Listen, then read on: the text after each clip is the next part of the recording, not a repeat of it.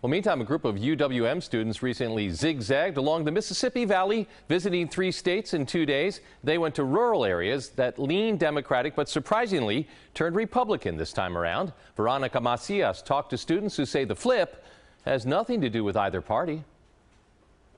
In the 2016 election, President-elect Donald Trump carried Wisconsin. Many counties went from blue to red. Students here at UWM are trying to figure out why.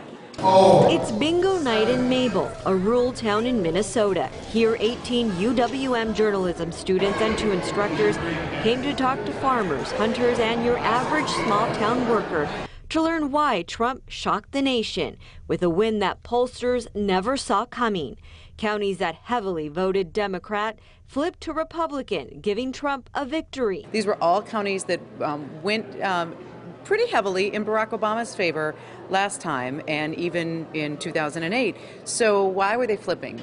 One thing that we did is we looked up a couple of different maps, and one that stood out to us was a map of wages. Students looked at labor statistics and went over mapped with a map like this one, showing counties in Wisconsin that flipped from blue to red. One thing became clear: economics drove the election here. There's not many jobs out there, so they're looking for Trump to bring back jobs to America, which he promised, and so that's what they're pulling on. In counties like Grant, Crawford, and Vernon, where the average weekly wage is less than $650, voters like this woman prove students' hypothesis that jobs and wages was the primary issue for voters.